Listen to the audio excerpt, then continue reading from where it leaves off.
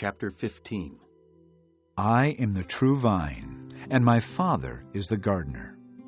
He cuts off every branch in me that bears no fruit, while every branch that does bear fruit, he prunes so that it will be even more fruitful.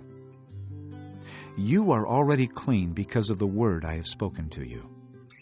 Remain in me, and I will remain in you.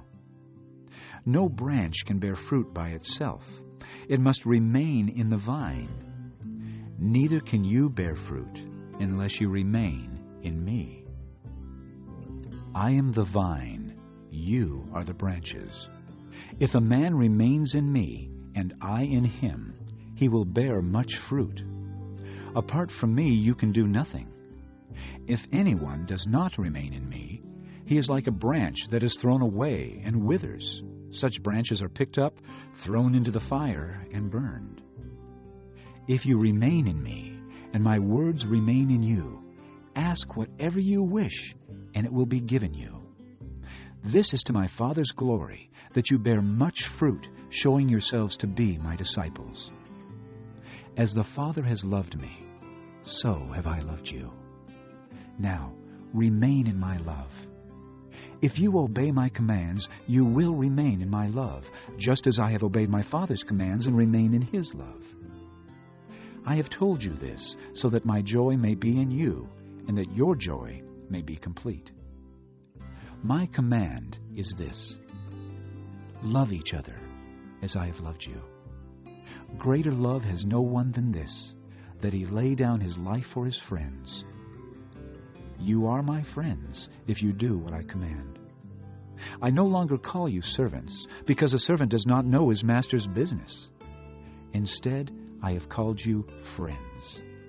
For everything that I learned from my Father, I have made known to you. You did not choose me, but I chose you, and appointed you to go and bear fruit, fruit that will last. Then the Father will give you whatever you ask in my name.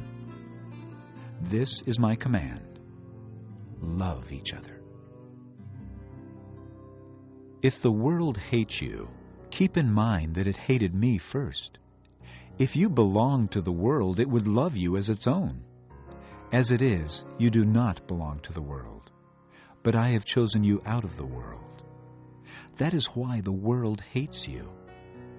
Remember the words I spoke to you? No servant is greater than his master. If they persecuted me, they will persecute you also. If they obeyed my teaching, they will obey yours also. They will treat you this way because of my name, for they do not know the one who sent me. If I had not come and spoken to them, they would not be guilty of sin. Now, however, they have no excuse for their sin. He who hates me hates my Father as well. If I had not done among them what no one else did, they would not be guilty of sin. But now they have seen these miracles, and yet they have hated both me and my Father.